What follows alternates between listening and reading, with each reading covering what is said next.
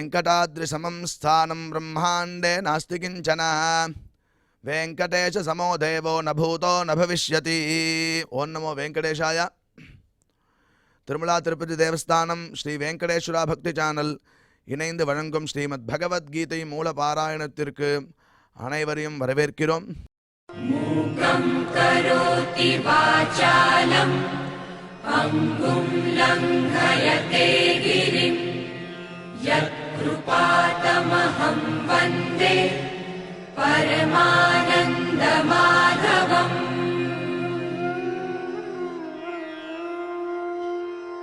करारविन्देन पदारविन्दम् मुखारविन्दे विनिवेशयन्तम् वटस्य पत्रस्य पुटे शयानम् बालं मुकुन्दम् मनसा स्मरामि.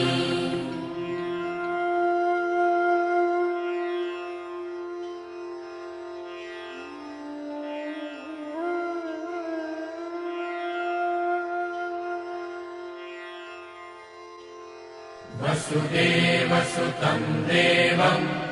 कंसचाणूरमर्दनं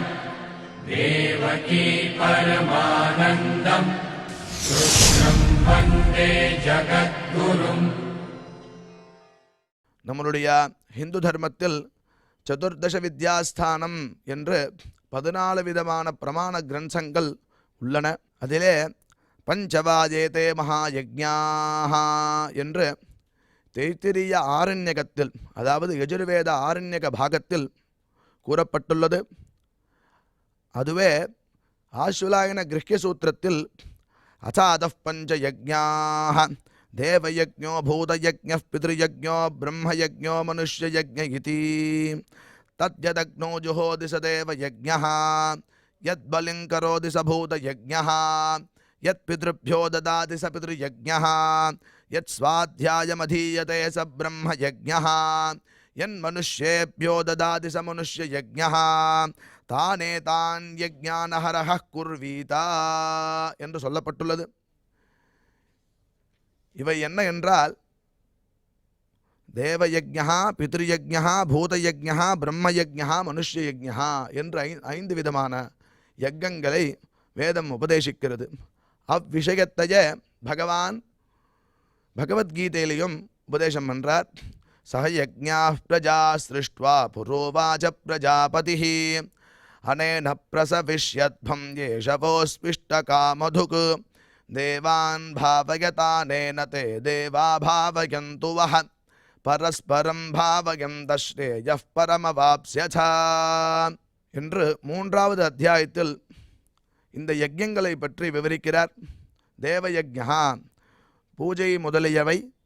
இறைவனிடமிருந்து பெற்றதை நாம் திருப்பி கொடுக்க வேண்டும். அவ்வாறாக பூதயஜ்ஞா பிற உயிரினங்களும் இருந்து உதவுதல், இயற்கையிலிருந்து நாம் எதை பெற்றுக்கொள்கிறோமோ அதை திருப்பி கொடுக்க வேண்டும். அவ்வாறே பித்ருயஜ்ஞா பெற்றோருக்கான கடமைகளை செய்தல், முன்னோர் பெருமையை நிலைநாட்டும் வண்ணம் வாழுதல். பெற்றோர் மற்றும் முன்னோர்களிடமிருந்து பெற்றதை திருப்பி கொடுக்கிறோம், அது பித்ருயஜ்ஞா. மற்றும் பிரம்மயஜ்ஞா, அதாவது ரிஷி யஜ்ஞம் என்று சொல்லப்பட்டுள்ளது. சாஸ்திரங்களை படித்தல், கற்பித்தல், நமது முன்னோர்களான ரிஷிகளிடமிருந்து நாம் எதை பெற்றோமோ அந்த அறிவை கொண்டு சரியான வழியில் செலவிட்டு அதன் மூலம் அவர்களுக்கு திருப்பி கொடுக்கிறோம். மனுஷ்ய யஜ்ஞா பிற மனிதர்களுக்கு உதவுதல், சமுதாயத்திலிருந்து நாம் எதை பெற்றோமோ அதை திருப்பி கொடுத்தல் என்று 5 விதமான யஜ்ஞங்களை வேதம் உபதேசிக்கிறது. அதே விஷயத்தை பகவான் கீதையில் தேவான் பாவகதானேனா என்ற ஸ்லோகத்தில் கூறுகிறார். எவ்வாறென்றால், நம்மளுடைய ஹிந்து தர்மத்தில் தேவதைகள் என்றால் என்ன என்று விசாரணம் செய்யும்போது, தேவதைகள் இயற்கை ரூபமாக நம்மளுடைய பார்வை ஒவ்வொரு இயற்கையிலும் உள்ள சக்திகளை தேவதா ஸ்வபாவமாக நாம் பார்க்கிறோம். உதாரணமாக, நெருப்பு என்றால் அக்னி பகவான், காற்று என்றால் வாயு, பூமி என்றால் தரை என்று சொல்லாமல் பூதேவி என்று சொல்கிறோம். அவ்வாறாக ஜலம் என்றால் வருணன். அவ்வாறாக இயற்கை அம்சமாக உள்ள ஒவ்வொரு ஆற்றலையும் நாம் தெய்வாம்சமாக பார்க்கிறோம் நம்மளுடைய இந்து தர்மத்தில். ஆதலால் நாம் இயற்கையிலிருந்து பெற்றதை திருப்பி இயற்கைக்கே கொடுக்க வேண்டும். இயற்கைக்கு விரோதமாக வாழ்ந்தால் நம்மளுடைய வாழ்வு முறையானது தவறானதாகும். நாம் கொடுக்க வேண்டியதை இயற்கைக்கு கொடுத்து அதனால் இயற்கையிலிருந்து நாம் பெற வேண்டியதை பெற வேண்டும் என்று பகவான் உபதேசிக்கிறார். தேவான் பாவயத அனேனா தே தேவா பாவயந்துவஹா பரஸ்பரம் பாவயந்தஹா ஸ்ரேய பரமவாப்சத. இவ்விஷயத்தில் ஆன்மீகவாதியாக இருக்க வேண்டும் என்று கட்டாயம் கூட இல்லை. ஏனென்றால் இயற்கைவாதியாக வாழ்ந்தாலே போதும் என்று நம்முடைய இந்து தர்மம் உபதேசிக்கிறது. அதையே நம்மளுடைய பகவான் பகவத்கீதையில் உபதேசிக்கிறார். அப்பேற்பட்ட பகவத்கீதை பாராயணத்திற்கு ஆரம்பமாக குரு பிரார்த்தனையுடன் சங்கல்பத்துடன் நாம் இந்நிகழ்ச்சியை தொடங்குவோம்.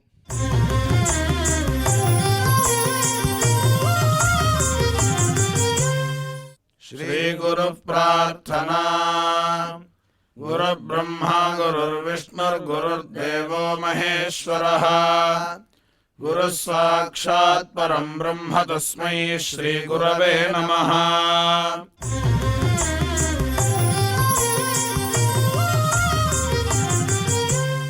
श्रीनिवास प्रार्थना. नमः क्षीराब्धिनाथाय वैकुण्ठाचलवासिने मुकुन्दाय नमो नित्यम् अनन्ताय नमो नमः.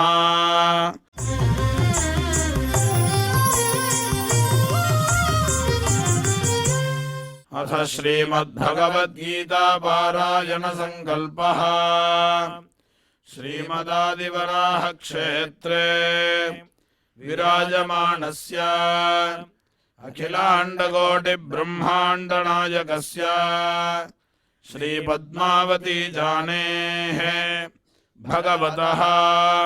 श्रीवेङ्कटेश्वरस्वामिनः दिव्यसन्निधौ जगद्गुरोः श्रीकृष्णपरमात्मनः अनुग्रहेण समस्तप्रपञ्चस्य विशेषतः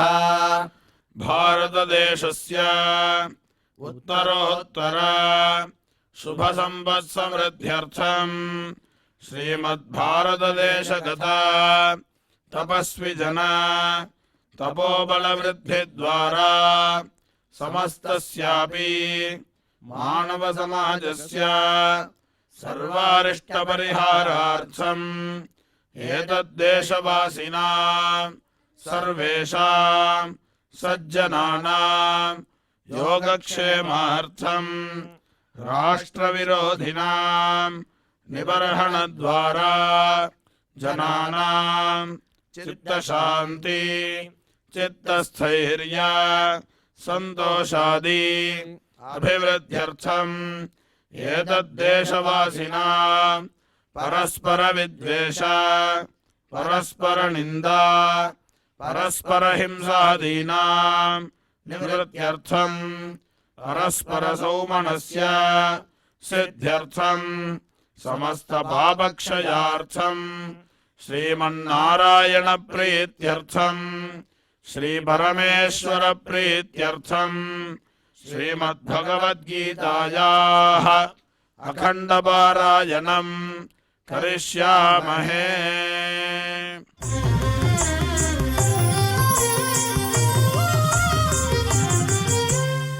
श्रीगीताः प्रार्थना। श्रीवत्साङ्गं महोरस्कं वनमाला विराजितम् शङ्खचक्रधरं देवं कृष्णं वन्दे जगद्गुरुम्।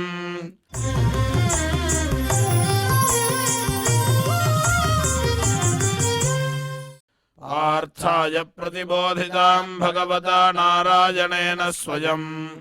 व्यासेन ग्रथितां पुराणमुनिना मध्ये महाभारतम्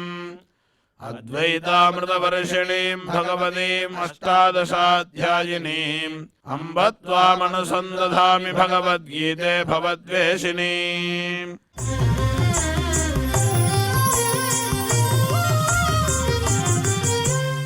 श्रीवेदव्यास प्रार्थना। व्यासम् वसिष्ठनप्तारम् शक्तेः पौत्रमकल्मषम् पराशरात्मजम् वन्दे सुगतादन्तपोनिधिम्। यत्र योगेश्वरः कृष्णो यत्र पार्थो धनुर्धरः तत्र श्रीर्विजयो भूतिर्ध्रुवाणी धर्मधर्मम।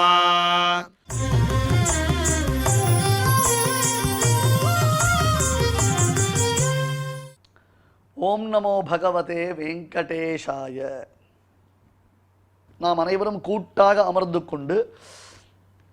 7 அத்தியாயம் பகவத்கீதையினுடைய பாராயணத்தை நாம் செய்ய போகிறோம். धृतराष्ट्र उवाच धर्मक्षेत्रे कुरुक्षेत्रे समवेतायुयुत्सवः मामकाः पाण्डवाश्चैव किमकुर्वत सञ्जय। सञ्जय उवाच दृष्ट्वा तु पाण्डवानीकम् व्यूढम् दुर्योधनस्तदा आचार्यमुपसङ्गम्य राजा वचनमब्रवीत्। पश्येताम् पाण्डुपुत्राणामाचार्यमहतीम् चमो व्यूढान् द्रुपदपुत्रेण तव शिष्येण धीमता। अत्र शूरा महेश्वासा भीमार्जुनसमायुधि युयुधानो विराटश्च द्रुपदश्च महारथः। धृष्टकेतुश्चेकितानः काशीराजश्च वीर्यवान् पुरुजित्कुन्तिभोजश्च शैब्यश्च नरपुङ्गवः। युधामन्युश्च विक्रान्त उत्तमौजाश्च वीर्यवान् सौभद्रो द्रौपदेयाश्च सर्व एव महारथाः। अस्माकम् तु विशिष्टाये तान्निबोध द्विजोत्तमा नायका मम सैन्यस्य संज्ञार्थम् तान् ब्रवीमि ते। भवान् भीष्मश्च कर्णश्च कृपश्च समितिञ्जयः अश्वत्थामा विकर्णश्च सौमदत्तिस्तथैव च अन्ये च बहवः शूरा मदर्थे त्यक्तजीविताः नानाशस्त्रप्रहरणाः सर्वे युद्धविशारदाः। अपर्याप्तम् तदस्माकम् बलम् भीष्माभिरक्षितम् पर्याप्तम् त्विदमेतेषाम् बलम् भीमाभिरक्षितम्। अयनेषु च सर्वेषु यथा भागमवस्थिताः भीष्ममेवाभिरक्षन्तु भवन्तः सर्व एव हि। तस्य सञ्जनयन् हर्षम् कुरु वृद्धः पितामहः सिंहनादम् विनद्योच्चैः शङ्खम् दद्मौ प्रतापवान्। ततः शङ्खाश्च भैर्यश्च पणवानकगोमुखाः सहसैवाभ्यहन्यन्त शशब्दस्तु मुलोऽभवत्। ततः श्वेतैर्हयैर्युक्ते महति स्यन्दने स्थितौ माधवः पाण्डवश्चैव दिव्यौ शङ्खौ प्रदध्मतुः। पाञ्चजन्यम् हृषीकेशो देवदत्तम् धनञ्जयः पौण्ड्रम् दद्मौ महाशङ्खम् भीमकर्मा वृकोदरः। अनन्तविजयम् राजा कुन्तीपुत्रो युधिष्ठिरः नकुलः सहदेवश्च सुघोषमणिपुष्पकौ काश्यश्च परमेश्वासः शिखण्डी च महारथः दृष्टद्युम्नो विराटश्च सात्यकिश्चापराजितः द्रुपदो द्रौपदेयाश्च सर्वशः पृथिवीपते सौभद्रश्च महाबाहुः शङ्खान् दद्मुः पृथक् पृथक् सघोषोधार्तराष्ट्राणां हृदयानि व्यदारयत् नभश्च पृथिवीं चैव तुमुलो व्यनुनादयन् अथ व्यवस्थितान् दृष्ट्वा धार्तराष्ट्रान् कपिध्वजः प्रवृत्ते शस्त्रसम्पाते धनुरुद्यम्य पाण्डवः ऋषिकेशं तदा वाक्यमिदमाह महीपते अर्जुन उवाच सेनयोरुभयोर्मध्ये रथं स्थापयमेच्युत यावदेतान् निरीक्षेऽहं योद्धुकामानवस्थितान् कैर्मया सह योद्धव्यमस्मिन् रणसमुद्यमे योत्स्यमानानवेक्षेऽहं ययेतेऽत्र समागताः धार्तराष्ट्रस्य दुर्बुद्धेर्युद्धे प्रियचिकीर्षवः सञ्जय उवाच एवमुक्त्वा हृषीकेशो गुडाकेशेन भारत सेनयोरुभयोर्मध्ये स्थापयित्वा रथोत्तमम् भीष्मद्रोणप्रमुखतः सर्वेषां च महीक्षिता उवाच पार्थ पश्यैतान् समवेतान् कुरूनिति तत्रापश्य स्थितान् पार्थः पितॄनथ पितामहान् आचार्यान् मातुलान् भ्रातॄन् पुत्रान् पौत्रान् सखींस्तदा श्वशुरान् सुहृदश्चैव सेनयोरुभयोरपि तान् समीक्ष्य स कौन्तेयः सर्वान् बन्धूनवस्थितान् कृपया परयाविष्टो विषीदन्निदमब्रवीत् अर्जुन उवाच दृष्ट्वेमं स्वजनं कृष्ण युयुत्सुं समुपस्थितम् सीदन्ति मम गात्राणि मुखं च परिशुष्यति वेपथुश्च शरीरे मे रोमहर्षश्च जायते गाण्डीवं संसदे हस्तात् त्वच्चैव परिदह्यते न च शक्नोम्यवस्थातुं भ्रमतीव च मे मनः निमित्तानि च पश्यामि विपरीतानि केशव न च श्रेयोऽनुपश्यामि हत्वा स्वजनमाहवे न काङ्क्षे विजयं कृष्ण न च राज्यं सुखानि च किन्नो राज्येन गोविन्द किं भोगैर्जीवितेन वा येषामर्थे काङ्क्षितन्नो राज्यं भोगाः सुखानि च तयिमेव स्थिता युद्धे प्राणां त्यक्त्वा धनानि च आचार्याः पितरः पुत्रास्तथैव च पितामहाः मातुलाः श्वशुराः पौत्राः श्यालाः सम्बन्धिनस्तथा एतान्न हन्तुमिच्छामि घ्नतोऽपि मधुसूदन अपि त्रैलोक्यराज्यस्य हेतोः किन्नु महीकृते निहत्य धार्तराष्ट्रान्नः का प्रीतिः स्याज्जनार्दन पापमेवाश्रयेदस्मान् हत्वैतानाततायिनः तस्मान्नार्ह वयं हन्तुं धार्तराष्ट्रान् स्वबान्धवान् स्वजनं हि कथं हत्वा सुखिनः स्याम माधव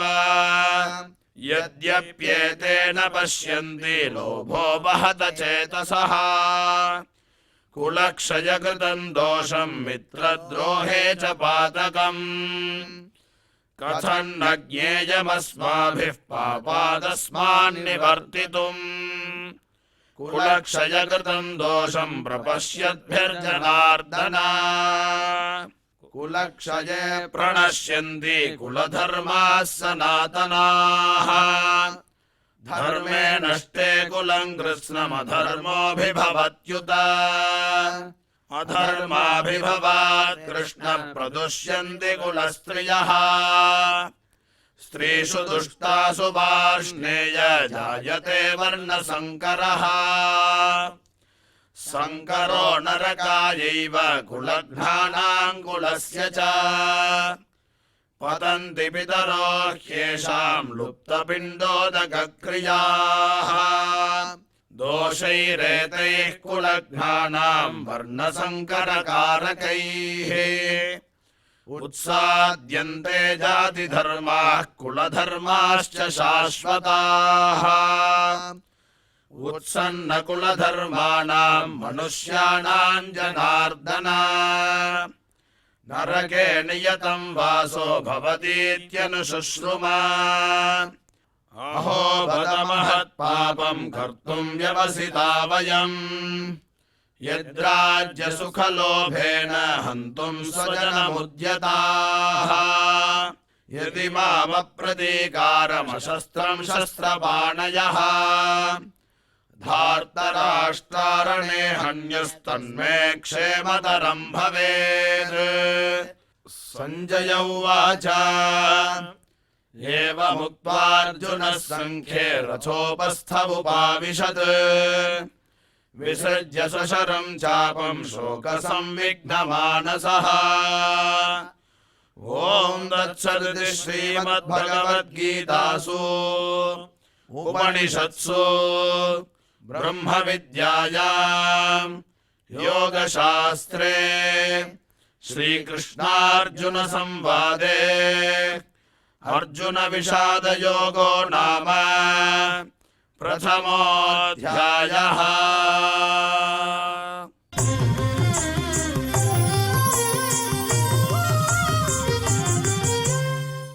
सञ्जय उवाच तं तथा कृपयाविष्टम् अश्रूर्णाकुलेक्षणम् विषीदन्तमिदं वाक्यम् उवाच मधुसूदनः। श्रीभगवानुवाच कुतस्त्वाकश्मलमिदं विषमे समुपस्थितम् अनार्यजुष्टमस्वर्ग्यमकीर्तिकरमर्जुन क्लैब्यम् आस्मगमः पार्थ नैतत्त्वय्युपपद्यते क्षुद्रं हृदय दौर्बल्यं त्यक्त्वोत्तिष्ठ परन्तप। अर्जुन उवाच कथं भीष्ममहं सङ्ख्ये द्रोणं च मधुसूदन ईशुभिः प्रतियोत्स्यामि पूजार्हा मधुसूदन। गुरून् हत्वा हि महानुभावान् श्रेयो भोक्तुं भैक्ष्यमभीह लोके हत्वार्थकामांस्तु गुरूनिहैव भुञ्जीय भोगान् रुधिरप्रदिग्धान् न चैतद्विद्मः करदन्नो गरीयो यद्वा जयेम यदि वा नो जयेयुः यानेव हत्वा न जिजीविषामस्तेव स्थिताः प्रमुखे धार्तराष्ट्राः कार्पण्यदोषोपहतः स्वभावः पृच्छामि त्वां धर्मसम्मूढचेताः यच्छ्रेयस्यान्निश्चितं ब्रूहि तन्मे शिष्यस्तेऽहं शाधिमां त्वां प्रपन्नम् न हि प्रपश्यामि ममापनुद्यात्यच्छोकमुच्छोषणमिन्द्रियाणाम् अवाप्य भूमावसपन्नवृद्धं राज्यं सुराणामपि चाधिपत्यम्। सञ्जय उवाच एवमुक्त्वा हृषीकेशं गुडाकेशः परन्तप न योत्स्य इति गोविन्दमुक्त्वा तूष्णीं बभूवः। तमुवाच हृषीकेशः प्रहसन्निव भारत सेनयोरुभयोर्मध्ये विषीदन्तमिदं वचः श्रीभगवानुवाच अशोच्यानन्वशोचस्त्वं प्रज्ञावादांश्च भाषसे गतासु न गतासूंश्च नानुशोचन्ति पंडिताः न त्वेऽहं जातु नासं न त्वं नेमे जनाधिपाः न चैव न भविष्यामः सर्वे वयमतः परम् देहिनोऽस्मिन् यथा देहे कौमारं यौवनं जरा तथा देहान्तरप्राप्तिर्धीरस्तत्र न मुह्यति मात्रा स्पर्शास्तु कौन्तेय शीतोष्णसुखदुःखदाः आगमापायिनो नित्यास्तां तितिक्षस्व भारत यं हि न व्यथयन्ते ते पुरुषं पुरुषर्षभ समदुःखसुखं धीरं सोऽमृतत्वाय कल्पते नासतो विद्यते भावो नाभावो विद्यते सतः उभयोरपि दृष्टोऽन्तस्त्वनयोस्तत्त्वदर्शिभिः अविनाशि तु तद्विद्धि येन सर्वमिदं ततम् विनाशमव्ययस्यास्य न कश्चित् कर्तुमर्हति अन्तवन्त इमे देहा नित्यस्योक्ता शरीरिणः अनाशिनो प्रमेयस्य तस्माद्युद्धस्व भारत ययेनं वेत्ति हन्तारं यश्चैनं मन्यते हतम् उभौ तौ न विजानीतो नायं हन्ति न हन्यते न जायते म्रियते वा कदाचिन्नायं भूत्वा भविता वा न भूयः अजो नित्यः शाश्वतोऽयं पुराणो न हन्यते हन्यमाने शरीरे वेदा विनाशिनं नित्यं ययेनमजमव्ययम् कथं स पुरुषः पार्थ कम्भालयति हन्तिकम् वासांसि जीर्णानि यथा विहाय नवानि गृह्णानि नरोपराणि तथा शरीराणि विहाय जीर्णान्यन्यानि संयाति नवानि देहि नैनं छिन्दन्ति शस्त्राणि नैनं दहति पावकः न चैनं क्लेदयन्त्यापो न शोषयति मारुतः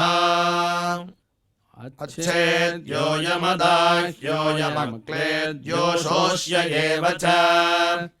नित्यः सर्वगतस्थाणुरचलोऽयं सनातनः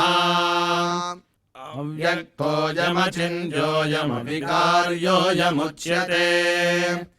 तस्मादेवं विदित्वैनं नानुशोचितुमर्हसि अथ चैनं नित्यजातं नित्यं वा मन्यसे मृतम् तथापि त्वं महाबाहो नैवं शोचितुमर्हसि जातस्य हि ध्रुवो मृत्युर्ध्रुवं जन्म मृतस्य च तस्मादपरिहार्येऽर्थेन त्वं शोचितुमर्हसि अव्यक्तानीति भूतानि व्यक्तमध्यानि भारत अव्यक्तनिधनान्येव तत्र का परिदेवना आश्चर्यवत् पश्यति कश्चिदेनमाश्चर्यवत् वदति तथैव चान्यः आश्चर्यवच्चैनमन्यः शृणोति श्रुत्वाप्येनं वेद न चैव कश्चित् देही नित्यमवध्योऽयं देहे सर्वस्य भारत तस्मात् सर्वाणि भूतानि न त्वं शोचितुमर्हसि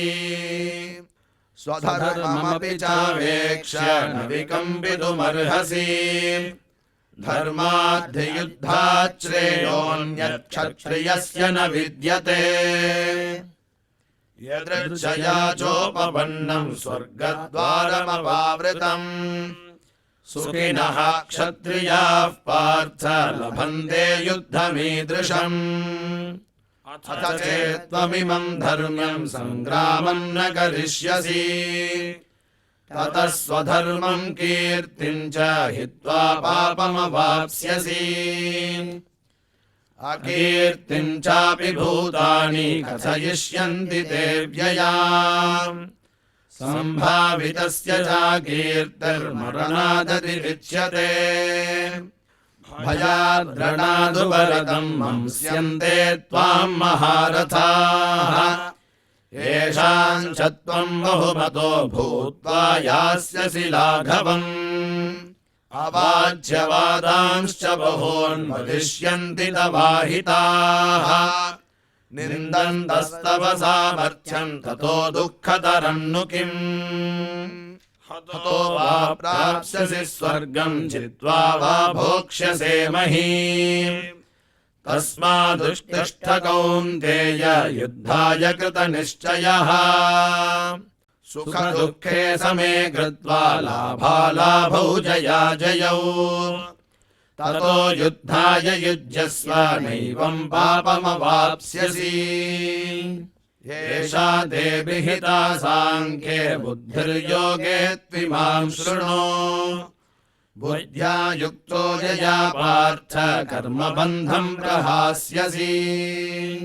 नेहाभिक्रमनाशोऽस्ति प्रत्यवायो न विद्यते स्वल्पमप्यस्य धर्मस्य त्रायते महतो भयात् व्यवसायात्मिका बुद्धिरेकेह कुरु नन्दन बहुशाखाह्यनन्ताश्च बुद्धयो व्यवसायिनाम् यामिमां पुष्पितां वाचं प्रवदन्त्यविपश्चितः वेदवादरताः पार्थ नान्यदस्तीति वादिनः कामात्मानः स्वर्गपरा जन्मकर्मफलप्रदा क्रियाविशेषबहुलां भोगैश्वर्यगतिं प्रति भोगैश्वर्यप्रसक्तानां तयापहृतचेतसाम् व्यवसायात्मिका बुद्धिः समाधौ न विधीयते त्रैगुण्यविषया वेदानि स्त्रैगुण्यो भवार्जुन निर्द्वन्द्वो नित्यसत्त्वस्थो निर्योगक्षेम आत्मवान् यावानर्थ उदपाने सर्वतः संवृतोदके तावान् सर्वेषु वेदेषु ब्राह्मणस्य विजानतः कर्मण्येवाधिकारस्ते मा फलेषु कदाचन मा कर्मफलहेतुर्भूर्मा ते सङ्गोऽस्त्वकर्मणि योगस्थः कुरु कर्माणि सङ्गं त्यक्त्वा धनञ्जय सिद्धसिद्ध्योः समो भूत्वा समत्वं योग उच्यते दूरेण ह्यवरं कर्म बुद्धियोगात् धनञ्जय बुद्धौ शरणमन्विच्छ कृपणाः फलहेतवः बुद्धियुक्तो जहादीह उभे सुकृतदुष्कृते तस्माद् योगाय युज्यस्व योगः कर्मसु कौशलम् कर्मजं बुद्धियुक्ता हि फलं त्यक्त्वा मनीषिणः जन्मबन्धविनिर्मुक्ताः फलं गच्छन्त्यनामयम् यदा ते मोहकलिलं बुद्धिर्व्यतितरिष्यति तदा गन्तासि निर्वेदं श्रोतव्यस्य श्रुतस्य च श्रुतिविप्रतिपन्ना ते यदा स्थास्यति निश्चला समाधावचला बुद्धिस्तदा योगमवाप्स्यसि अर्जुन उवाच स्थितप्रज्ञस्य का भाषा समाधिस्थस्य केशव स्थितधीः किं प्रभाषेत किमासीत व्रजेत किम् श्रीभगवानुवाच श्रीभगवानुवाच प्रजहाति यदा कामान् प्रजहाति यदा कामान् सर्वान् पार्थमनोगतान् सर्वान् पार्थमनोगतान् आत्मन्येवात्मना तुष्टः आत्मन्येवात्मना तुष्टः स्थितप्रज्ञस्तदोच्यते स्थितप्रज्ञस्तदोच्यते दुःखेष्वनुद्विग्नमनः सुखेषु विगतस्पृहः वीतरागभयक्रोधस्थितधीर्मुनिरुच्यते यः सर्वत्रानभिस्नेहस्तत्तत्प्राज्ञशुभाशुभम् नाभिनन्दति न द्वेष्टि तस्य प्रज्ञा प्रतिष्ठिता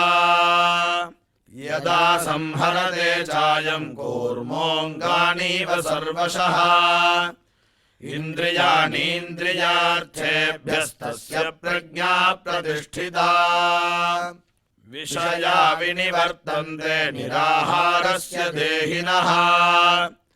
रसवर्जं रसोऽप्यस्य परं दृष्ट्वा निवर्तते यततो ह्यपि कौन्तेय पुरुषस्य विपश्चितः इन्द्रियाणि प्रमाथीनि हरन्ति प्रसभं मनः तानि सर्वाणि संयम्य युक्त आसीत मत्परः वशे हि यस्येन्द्रियाणि तस्य प्रज्ञा प्रतिष्ठिता ध्यायतो विषयान् पुंसः सङ्गस्तेषूपजायते सङ्गात् सञ्जायते कामः कामात् क्रोधोऽभिजायते क्रोधात् भवति सम्मोहः सम्मोहात् स्मृतिविभ्रमः स्मृतिभ्रंशात् बुद्धिनाशो बुद्धिनाशात् प्रणश्यति रागद्वेषवियुक्तैस्तु विषयानिन्द्रियैश्चरन् आत्मवश्यैर्विधेयात्मा प्रसादमधिगच्छति प्रसादे सर्वदुःखानां हानिरस्योपजायते प्रसन्नचेतसो ह्याशु बुद्धिः पर्यवतिष्ठते नास्ति बुद्धिरयुक्तस्य न चायुक्तस्य भावना न चाभावयतः शान्तिरशान्तस्य कुतः सुखम् इन्द्रियाणां हि चरता यन्मनोनुविधीयते तदस्य हरति प्रज्ञां वायुर्नावमिवाम्भसि तस्माद्यस्य महाबाहो निगृहीतानि सर्वशः इन्द्रियाणीन्द्रियार्थेभ्यस्तस्य प्रज्ञा प्रतिष्ठिता या निशा सर्वभूतानां तस्यां जागर्ति संयमी यस्यां जाग्रति भूतानि सा निशा पश्यतो मुनेः आपूर्यमाणमचलप्रतिष्ठं समुद्रमापः प्रविशन्ति यद्वत् तद्वत् कामायं प्रविशन्ति सर्वे स शान्तिमाप्नोति न कामकामी विहाय कामान्यः सर्वान् पुमांश्चरति निःस्पृहः निर्ममो निरहङ्कारः स शान्तिमधिगच्छति येषा ब्राह्मी स्थितिः पार्थ नैनां प्राप्य विमुह्यति स्थित्वा स्यामन्तकालेऽपि ब्रह्मनिर्वाणमृच्छति ॐ तत्सदिति श्रीमद्भगवद्गीतासु उपनिषत्सु ब्रह्मविद्यायां योगशास्त्रे श्रीकृष्णार्जुनसंवादे सांख्ययोगो नाम द्वितीयोऽध्यायः।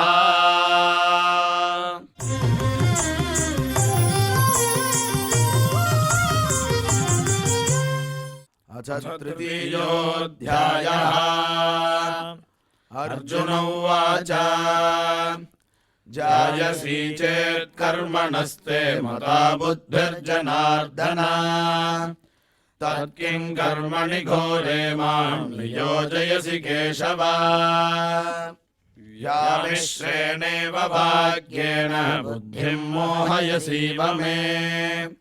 तदेकं वद निश्चित्य येन श्रेयोऽहमाप्नुयाम् श्रीभगवानुवाच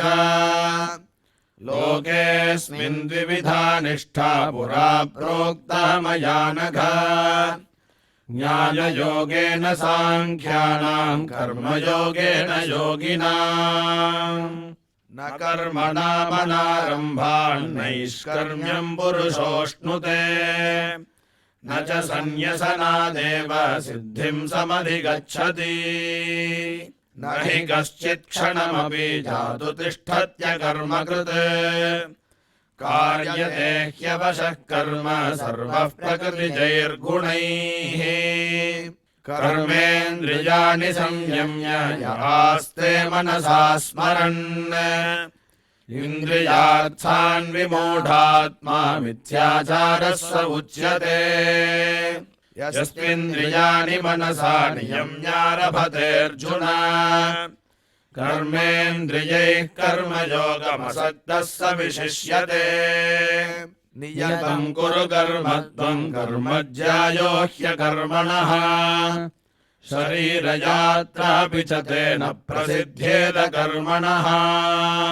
यज्ञार्थात् कर्मणोऽन्यत्र लोकोऽयं कर्मबन्धनः तदर्थं कर्म कौन्तेय मुक्तसङ्गः समाचर सह यज्ञाः प्रजा सृष्ट्वा पुरोवाच प्रजापतिः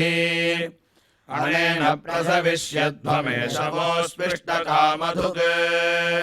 देवान् भावयतानेन ते देवा भावयन्तु वः परस्परं भावयन्तः श्रेयः परमवाप्स्यथ इष्टान् भोगान् हि वो देवा दास्यन्ते यज्ञभाविताः तैर्दत्तानप्रदायैभ्यो यो भुङ्क्तेस्तेन एव सः यज्ञशिष्टाशिनः सन्तो मुच्यन्ते सर्वकिल्बिषैः भुञ्जते ते त्वघं भावा ये पचन्त्यात्मकारणात् अन्नात् भवन्ति भूतानि पर्जन्यादन्न सम्भवः यज्ञात् भवति पर्जन्यो यज्ञः कर्म समुद्भवः कर्म ब्रह्मोद्भवं विद्धि ब्रह्माक्षर समुद्भवम् तस्मात् सर्वगतं ब्रह्म नित्यं यज्ञे प्रतिष्ठितम् एवं प्रवर्तितं चक्रं नानुवर्तयतीह यः अघायुरिन्द्रिया रामो मोघं पार्थ स जीवति यस्त्वात्मरतिरेव स्यादात्मतृप्तश्च मानवः आत्मन्येव च सन्तुष्टस्तस्य कार्यं न विद्यते नैव तस्य कृतेनार्थो नाकृतेनेह कश्चन न चास्य सर्वभूतेषु कश्चिदर्थव्यपाश्रयः तस्मादसक्तः सततं कार्यं कर्म समाचर असक्तो ह्याचरन् कर्म परमाप्नोति पूरुषः कर्मणैव हि संसिद्धिमास्थिता जनकादयः लोकसङ्ग्रहमेवापि सम्पश्यन् कर्तुमर्हसि यद्यदाचरति श्रेष्ठस्तत्तदेवेतरो जनः स यत्प्रमाणं कुरुते लोकस्तदनुवर्तते न मे पार्थास्ति कर्तव्यं त्रिषु लोकेषु किञ्चन नानवाप्तमवाप्तव्यं वर्त एव च कर्मणि यदि ह्यहं न वर्तेयं जातु कर्मण्यतन्द्रितः मम वर्त्मानुवर्तन्ते मनुष्याः पार्थ सर्वशः उत्सीदेयुरिमे लोका न कुर्याम् कर्म चेदहम् सङ्गरस्य च कर्ता स्यामुपहन्यामिमाः प्रजाः सक्ताः कर्मण्य विद्वांसो यथा कुर्वन्ति भारत कुर्याद्विद्वांस्तथा सक्तश्चिकीर्षुर्लोकसङ्ग्रहम् न बुद्धिभेदम् जनयेद ज्ञानाम् कर्मसङ्गिनाम् जोषयेत् सर्वकर्माणि विद्वान् युक्तः समाचरन् प्रकृतेः क्रियमाणानि गुणैः कर्माणि सर्वशः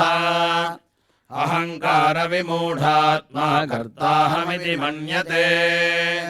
तत्त्ववित्तु महाबाहो गुणकर्मविभागयोः गुणागुणेषु वर्तन्त इति मत्वा न सज्जते प्रकृतेर्गुणसम्मूढाः सज्जन्ते गुणकर्मसु तान् कृत्स्नविदो मन्दान् कृत्स्नविन्न विचालयेत् मयि सर्वाणि कर्माणि सन्न्यस्याध्यात्मचेतसा निराशीर्निर्ममो भूत्वा युध्यस्व विगतज्वरः ये मे मतमिदं नित्यमनुतिष्ठन्ति मानवाः श्रद्धावन्तो न सूयन्तो मुच्यन्ते तेऽपि कर्मभिः ये त्वेतदभ्यसूयन्तो नानुतिष्ठन्ति मे मतम् सर्वज्ञानविमूढांस्तान् विद्धि नष्टान चेतसः सदृशं चेष्टते स्वस्याः प्रकृतेर्ज्ञानवानपि प्रकृतिं यान्ति भूतानि निग्रहः किं करिष्यति इन्द्रियस्येन्द्रियस्यार्थे रागद्वेषौ व्यवस्थितौ तयोर्नवशमागच्छेत् तौ ह्यस्य परिपन्थिनौ श्रेयान् स्वधर्मो विगुणः परधर्मात् स्वनुष्ठितात् स्वधर्मे निधनं श्रेयः परधर्मो भयावहः अर्जुन उवाच अथ केन प्रयुक्तोऽयं पापं चरति पूरुषः अनिच्छन्नपि वार्ष्णेयबलादिव नियोजितः श्रीभगवानुवाच काम एष क्रोध एष रजो गुणसमुद्भवः महाशनो महापाप्मा विद्येनमिह वैरिणम् धूमेनाव्रियते वह्निर्यथादर्शो मलेन च यतोऽल्बेनावृतो गर्भस्तथा तेनेदमावृतम् आवृतम् ज्ञानमेतेन ज्ञानिनो नित्यवैरिणा कामरूपेण कौन्तेय दुष्पूरेणानलेन च इन्द्रियाणि मनो बुद्धिरस्याधिष्ठानमुच्यते एतैर्विमोहयत्येष ज्ञानमावृत्य देहिनम् तस्मात् त्वमिन्द्रियाण्यादौ नियम्य भरतर्षभ पाप्मानम् प्रजहिह्येनम् ज्ञानविज्ञाननाशनम् इन्द्रियाणि पराण्याहुरिन्द्रियेभ्यः परम् मनः मनसस्तु परा बुद्धिर्यो बुद्धेः परतस्तु सः एवम् बुद्धेः परम् बुद्ध्वा संस्तभ्यात्मानमात्मना जहि शत्रुम् महाबाहो कामरूपम् दुरासदम् ॐ तत्सदिति श्रीमद्भगवद्गीतासु उपनिषत्सु ब्रह्मविद्यायाम् योगशास्त्रे श्रीकृष्णार्जुनसंवादे कर्मयोगो नाम तृतीयोऽध्यायः।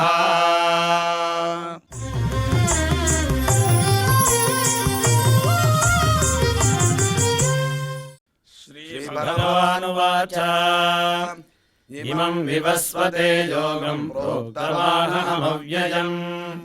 विवस्वान्मनवे प्राहनुरिक्ष्वागमे ब्रवीत् एवं परम्परा प्राप्तमिमं राजर्षयो विदुः सकाले नेह महता योगो नष्टः परन्तप स एवायं मया तेद्य योगः प्रोक्तः पुरातनः भक्तोऽसि मे सखा चेति रहस्यं ह्येतदुत्तमम्। अर्जुन उवाच अपरं भवतो जन्म परं जन्म विवस्वतः कथमेतद्विजानीयाम् त्वमादौ प्रोक्तवानिति। श्रीभगवानुवाच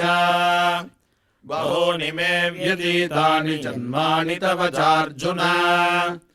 तान्यहं वेद सर्वाणि न त्वं वेत्स परन्तप। अजोऽपि सन्नव्ययात्मा भूतानामीश्वरोऽपि सन् प्रकृतिम् स्वामधिष्ठाय सम्भवाम्यात्ममायया यदा यदा हि धर्मस्य ग्लानिर्भवति भारत अभ्युत्थानाधर्मस्य तदात्मानम् सृजाम्यहम् परित्राणाय साधूनाम् विनाशाय च दुष्कृता धर्म संस्थापनार्थाय सम्भवामि युगे युगे जन्म कर्म च मे दिव्यमेवं यो वेत्ति तत्त्वतः त्यक्त्वा देहं पुनर्जन्म नैति मामेति सोऽर्जुन वीतरागभयक्रोधा मन्मया मामुपाश्रिताः बहवो ज्ञानतपसा भूता मद्भावमागताः ये यथा माम् प्रपद्यन्ते तांस्तथैव भजाम्यहम् मम वर्त्मानुवर्तन्ते मनुष्याः पार्थ सर्वशः काङ्क्षन्तः कर्मणाम् सिद्धिं यजन्त इह देवताः क्षिप्रम् हि मानुषे लोके सिद्धिर्भवति कर्मजा चातुर्वर्ण्यम् मया सृष्टम् गुणकर्म विभागशः तस्य कर्तारमपि माम् विद्य कर्तारमव्ययम् न माम् कर्माणि लिम्पन्ति न मे कर्मफले स्पृहा इति माम् योऽभिजानाति कर्मभिर्न स बध्यते एवम् ज्ञात्वा कृतम् कर्म पूर्वैरपि मुमुक्षुभिः कुरु कर्मैव तस्मात् त्वम् पूर्वैः पूर्वतरम् कृतम् किम् कर्म किमकर्मेति कवयोऽप्यत्र मोहिताः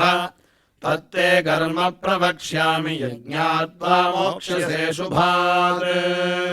कर्मणो ह्यपि बोद्धव्यम् बोद्धव्यम् च विकर्मणः अकर्मणश्च बोद्धव्यम् गहना कर्मणो गतिः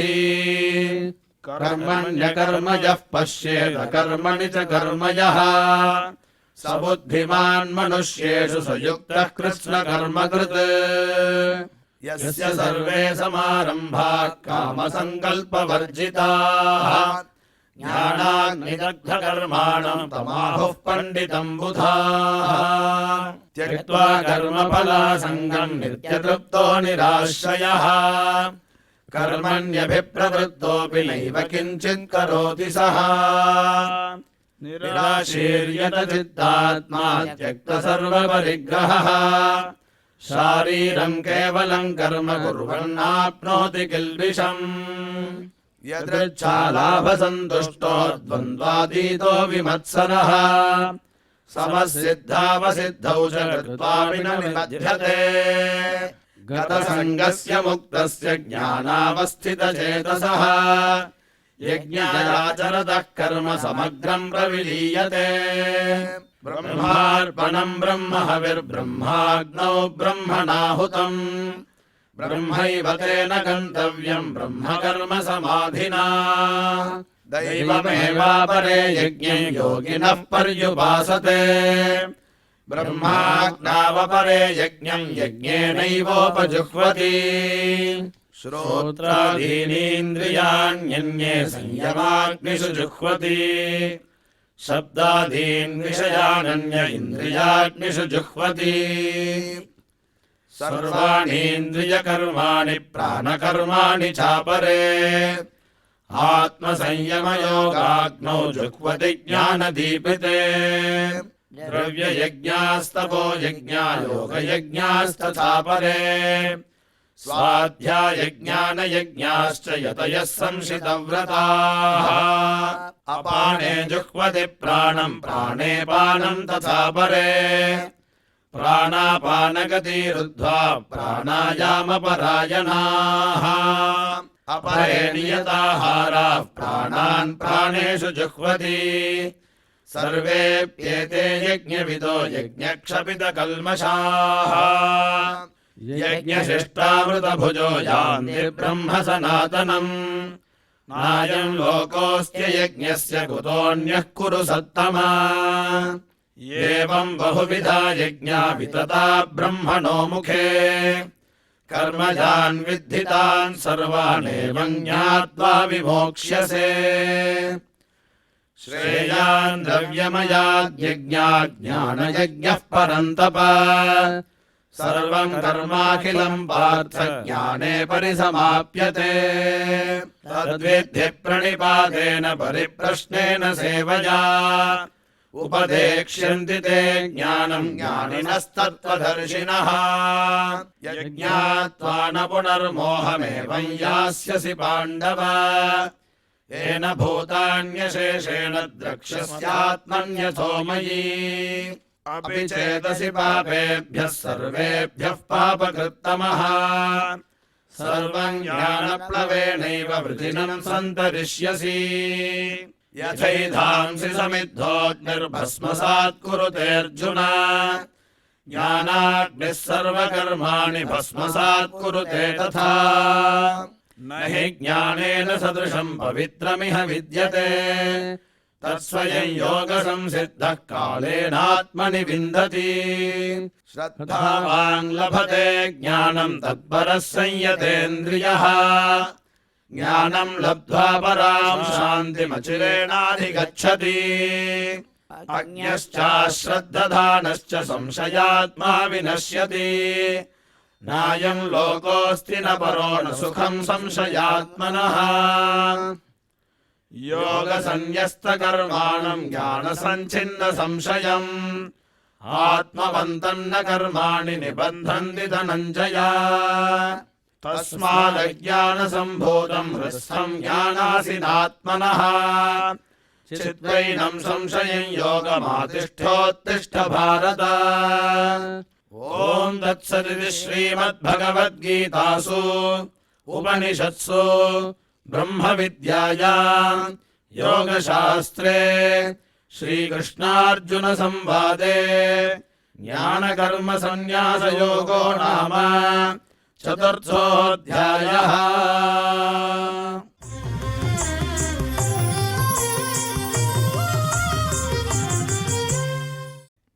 अथ पञ्चमोऽध्यायः। अर्जुन उवाच सन्न्यासं कर्मणां कृष्णपुनर्योगं च शंससि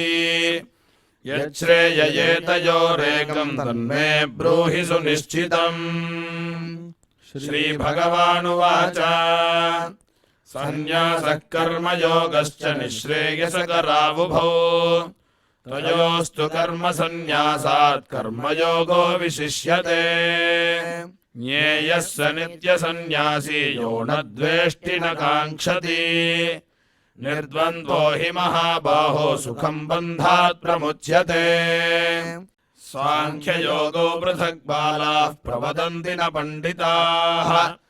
एकमप्यास्थितः सम्यगुभयोर्विन्दते फलम् यत्साङ्ख्यैः प्राप्यते स्थानं तद्योगैरपि गम्यते एकं साङ्ख्यं च योगं च यः पश्यति स पश्यति सन्न्यासस्तु महाबाहो दुःखमाप्तुमयोगतः योगयुक्तो मुनिर्ब्रह्मण चिरेणाधिगच्छति योगयुक्तो विशुद्धात्मा विजितात्मा जितेन्द्रियः सर्वभूतात्मभूतात्मा कुर्वन्नपि न लिप्यते नैव किञ्चित् करोमीति युक्तो मन्येत तत्त्ववित् पश्यन् शृण्वन् स्पृशन् जिघ्रन् नश्नन् गच्छन् स्वपन् श्वसन् प्रलपन् विसृजन् गृह्णन् उन्मिषन् निमिषन्नपि इन्द्रियाणीन्द्रियार्थेषु वर्तन्त इति धारयन् ब्रह्मण्याधाय कर्माणि सङ्गम् त्यक्त्वा करोति यः लिप्यते न स पापेन पद्मपत्रमिवाम्भसा कायेन मनसा बुद्ध्या केवलैरिन्द्रियैरपि योगिनः कर्म कुर्वन्ति सङ्गम् त्यक्त्वात्मशुद्धये युक्तः कर्मफलम् त्यक्त्वा शान्तिमाप्नोति नैष्ठिकीम् अयुक्तः कामकारेण फले सक्तो निबध्यते सर्वकर्माणि मनसा सन्न्यस्यास्ते सुखं वशी नवद्वारे पुरे देहि नैव कुर्वन्न कारयन् न कर्तृत्वं न कर्माणि लोकस्य सृजति प्रभुः न कर्मफलसंयोगं स्वभावस्तु प्रवर्तते नादत्ते कस्यचित् पापं न चैव सुकृतं विभुः अज्ञानेनावृतं ज्ञानं तेन मुह्यन्ति जन्तवः ज्ञानेन तु तदज्ञानं येषान्नाशितमात्मनः तेषामादित्यवज्ञानं प्रकाशयति तत्परम् तद्बुद्धयस्तदात्मानस्तन्निष्ठास्तत्परायणाः गच्छन्त्य पुनरावृत्तिं ज्ञाननिर्धूतकल्मषाः विद्या विनय संपन्ने ब्राह्मणे कविहस्तिनि शुनि चैव श्वपाके च पंडिताः समदर्शिनः हि हैव तैर्जितः सर्गो येषां साम्ये स्थितं मनः निर्दोषं हि समं ब्रह्म तस्मात् ब्रह्मणि ते स्थिताः न प्रहृष्येत् प्रियं प्राप्य नोद्विजेत् प्राप्य चाप्रियम् स्थिरबुद्धिरसम्मूढो ब्रह्मविद् ब्रह्मणि स्थितः बाह्यस्पर्शेष्वसक्तात्मा विन्दत्यात्मनि यत्सुखम् स ब्रह्मयोगयुक्तात्मा सुखमक्षयमश्नुते ये हि संस्पर्शजा भोगा दुःखयोनय एव ते आद्यन्तवन्तः कौन्तेय न तेषु रमते बुधः शक्नोतीहैव यः सोढुं प्राक्शरीरविमोक्षणात् कामक्रोधोद्भवं वेगं स युक्तः स सुखी नरः योऽन्तः सुखोऽन्तरारामस्तथान्तर्ज्योतिरेव यः स योगी ब्रह्मनिर्वाणं ब्रह्मभूतोऽधिगच्छति लभन्ते ब्रह्मनिर्वाणमृषयः क्षीणकल्मषाः छिन्नद्वैधायतात्मानः सर्वभूतहिते रताः कामक्रोधवियुक्तानां यतीनां यतचेतसाम् अभितो ब्रह्मनिर्वाणं वर्तते विदितात्मनाम् स्पर्शान् कृत्वा बहिर्बाह्यांश्चक्षुश्चैवान्तरे भ्रुवोः प्राणापानौ समौ कृत्वा नासाभ्यन्तरचारिणौ यतेन्द्रियमनो बुद्धिर्मुनिर्मोक्षपरायणः विगतेच्छाभयक्रोधो यः सदा मुक्त एव सः भोक्तारं यज्ञतपसां सर्वलोकमहेश्वरम् सुहृतं सर्वभूतानां ज्ञात्वा मां शान्तिमृच्छति ॐ तत्सदिति श्रीमद्भगवद्गीतासु उपनिषत्सु ब्रह्मविद्यायां योगशास्त्रे श्रीकृष्णार्जुनसंवादे कर्मसन्न्यासयोगो नाम पञ्चमोऽध्यायः।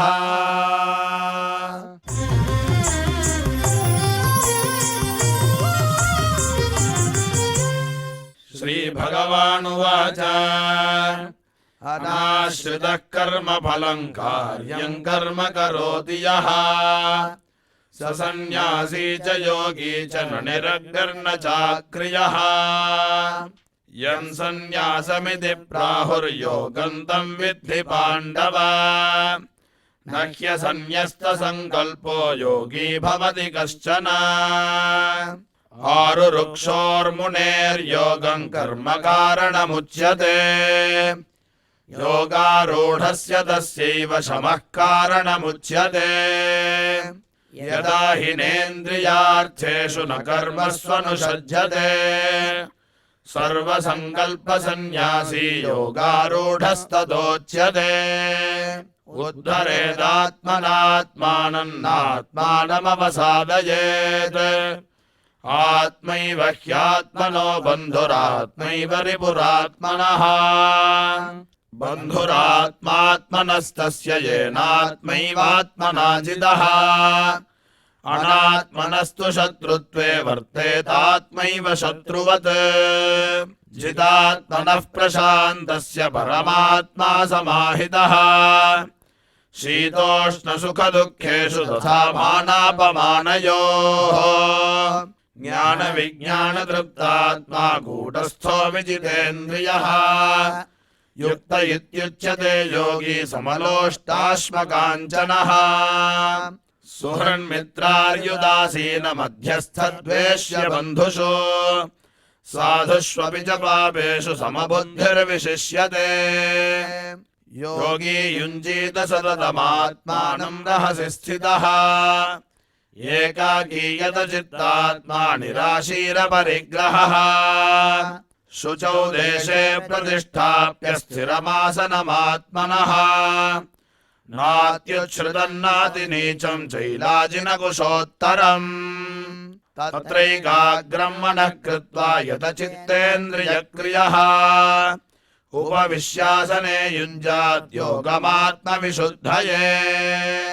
समं कायशिरो ग्रीवं धारयन्नचलं स्थिरः सम्प्रेक्ष्य नासिकाग्रं स्वं दिशश्चानवलोकयन् प्रशान्तात्मा विगतभिर्ब्रह्मचारिव्रते स्थितः मनः संयम्य मच्चित्तो युक्त आसीत मत्परः युञ्जन्नेवं सदात्मानं योगी नियतमानसः शान्तिर्निर्वाणपरमां मत्संस्थामधिगच्छति नात्यश्नतस्तु योगोऽस्ति न चैकान्तमनश्नतः न चादिस्वप्नशीलस्य जाग्रतो नैव चार्जुन युक्ताहारविहारस्य युक्तचेष्टस्य कर्मसु युक्तस्वप्नावबोधस्य योगो भवति दुःखः यदा विनियतं चित्तमात्मन्येवावतिष्ठते निःस्पृहः सर्वकामेभ्यो युक्त इत्युच्यते तदा यथा दीपो निवातस्थो नेङ्गते सोमपास्मृता योगिनो यतचित्तस्य युञ्जतो योगमात्मनः यत्रो परमते चित्तं निरुद्धं योगसेवया यत्र चैवात्मनात्मानं पश्यन्नात्मनि तुष्यति सुखमात्यन्तिकं यत्तद्बुद्धिग्राह्यमतीन्द्रियम् वेत्ति यत्र न चैवायं स्थिरश्चलति तत्त्वतः यं लब्ध्वा चापरं लाभं मन्यते नाधिकं ततः यस्मिन् स्थितो न दुःखेन गुरुणापि विचाल्यते तं विद्यात् दुःखसंयोगवियोगं योगसंज्ञितम् स निश्चयेन योक्तव्यो योगो निर्विण्णचेतसा सङ्कल्पप्रभवान् कामांस् त्यक्त्वा सर्वान् शेषतः मनसैवेन्द्रियग्रामं विनियम्य समन्ततः शनैः शनैरुपरमेद्बुद्ध्या धृतिगृहीतया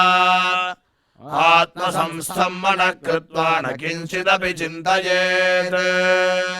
यतो यतो निश्चरति मनश्चञ्चलमस्थिरम् ततस्ततो नियम्यैतदात्मन्येव वशं नयेत् प्रशान्तमनसं ह्येनं योगिनं सुखमुत्तमम् उपैति शान्तरजसं ब्रह्मभूतमकल्मषम् युञ्जन्नेवं सदात्मानं योगी विगतकल्मषः सुखेन ब्रह्म संस्पर्शमत्यन्तं सुखमश्नुते सर्वभूतस्थमात्मानं सर्वभूतानि चात्मनि ईक्षते योगयुक्तात्मा सर्वत्र समदर्शनः यो मां पश्यति सर्वत्र सर्वं च मयि पश्यति तस्याहं न प्रणश्यामि स च मे न प्रणश्यति सर्वभूतस्थितं यो मां भजत्येकत्वमास्थितः सर्वथा वर्तमानोऽपि स योगी मयि वर्तते आत्मौपम्येन सर्वत्र समं पश्यति योऽर्जुन सुखं वा यदि वा दुःखं स योगी परमो मतः अर्जुन उवाच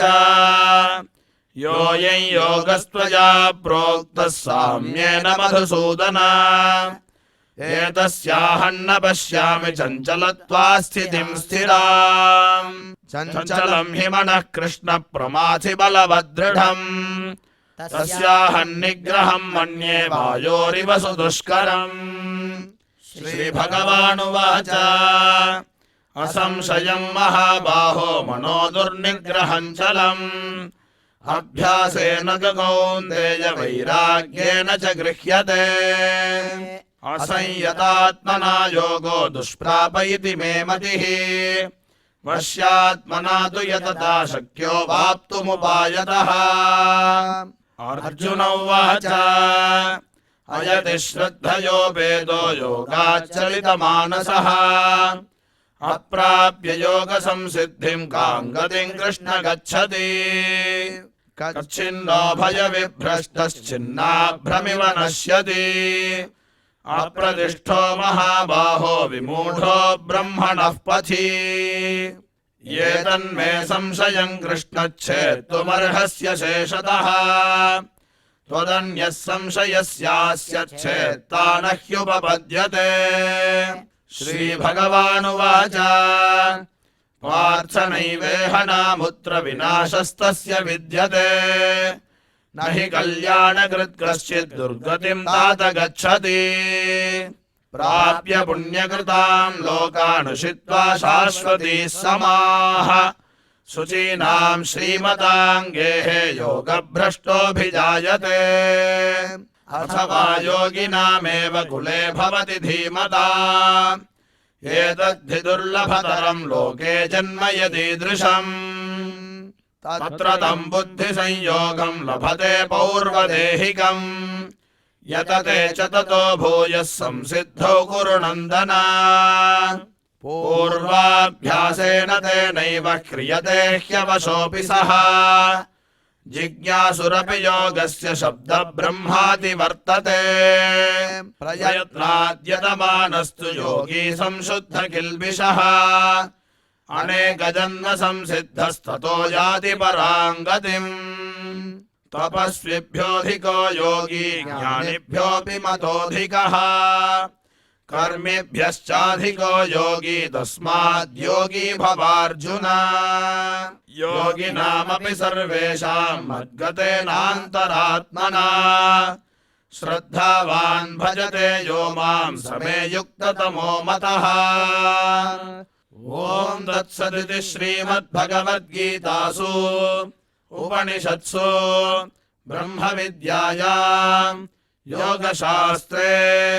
श्रीकृष्णार्जुन संवादे आत्मसंयमयोगो नाम षष्ठोऽध्यायः।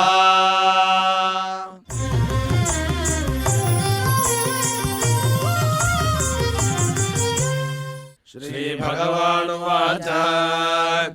मय्यासक्तमनाः पार्थ योगं युञ्जन्मदाश्रयः असंशयं समग्रं मां यथा ज्ञास्यसि तच्छृणु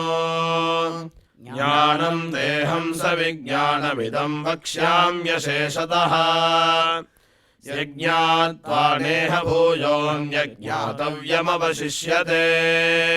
मनुष्याणां सहस्रेषु कश्चिद्यतति सिद्धये यततामपि सिद्धानां कश्चिन्मां वेत्ति तत्त्वतः भूमिरापो नलो वायुः खं मनो बुद्धिरेव च अहङ्कार इतीयं मे भिन्ना प्रकृतिरष्टधा अपरेयमितस्त्वन्यां प्रकृतिं विद्धि मे पराम् जीवभूतां महाबाहो ययेदं धार्यते जगत् एतद्योनीनि भूतानि सर्वाणीत्युपधारय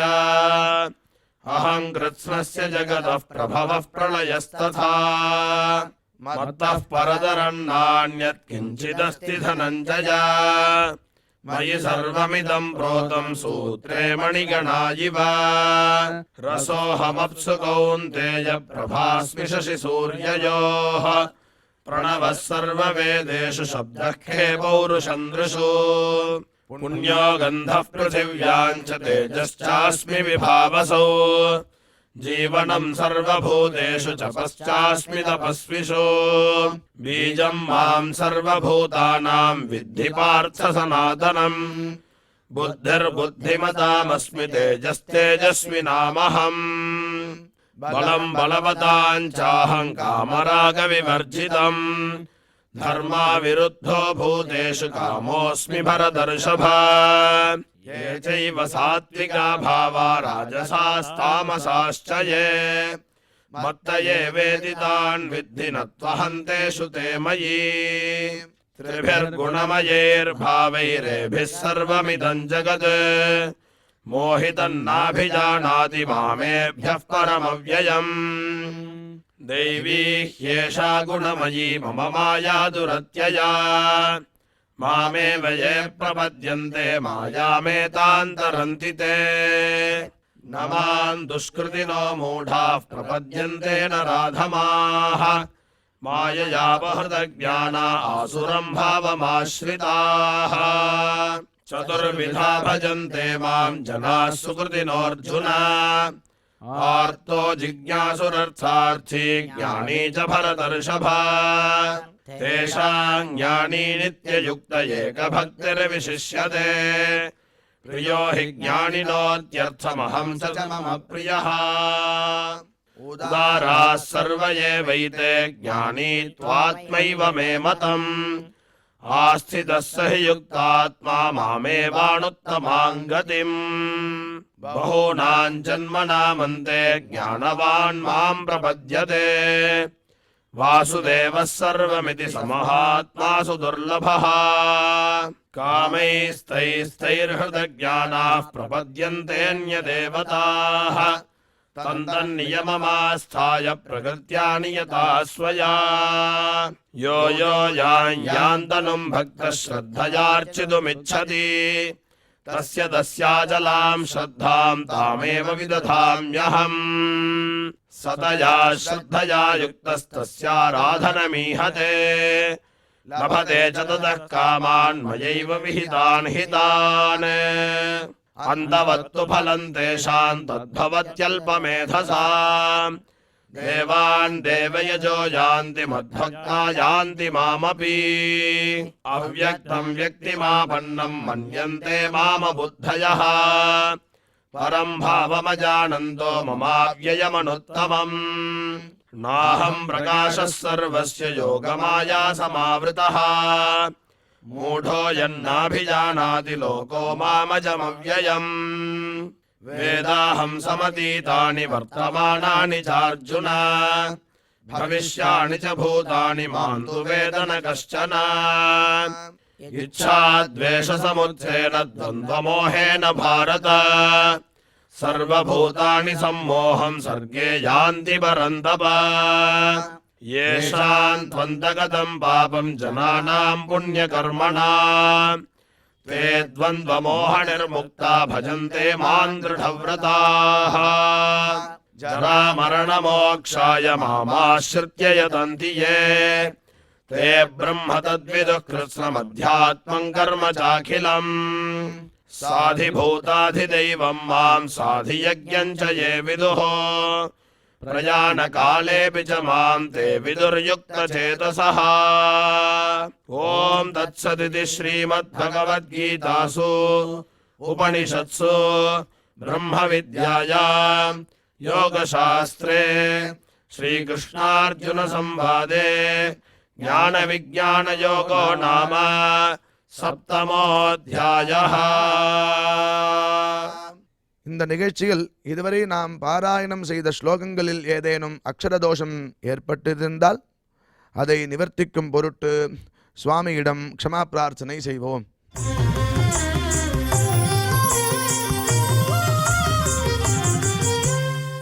अथ क्षमा प्रार्थना यदक्षरपदभ्रष्टं मात्राहीनं च यद्भवेत् तत्सर्वं क्षम्यतां देव नारायण नमोऽस्तु ते।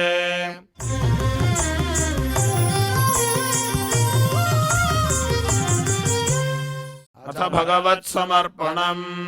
कायेन वाचा मनसेन्द्रियैर्वा बुद्ध्यात्मना प्रकृते स्वभावात् करोमि यद्यत् सकलं परस्मै नारायणायेति समर्पयामि।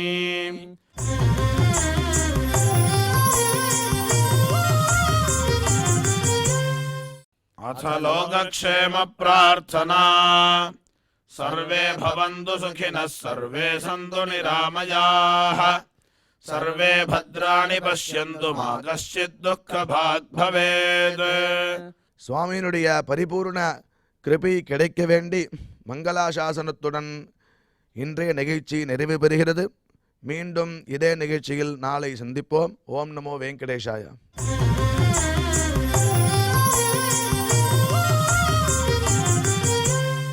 अथ मङ्गलम् श्रियः कान्ताय कल्याणनिधये निधयेऽर्थिना श्रीवेङ्कटनिवासाय श्रीनिवासाय मङ्गलम्.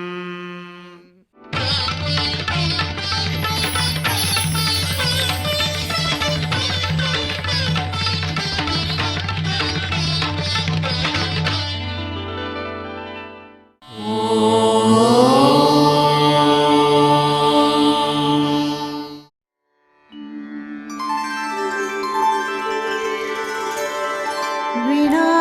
व्यङ्कटेशं ननाथो ननाथः सदा व्यङ्कटेशं स्मरामि स्मरामि. हरे व्यङ्कटेश प्रसीद प्रसीद. प्रियं वेङ्कटेश प्रयच्छ प्रयच्छ.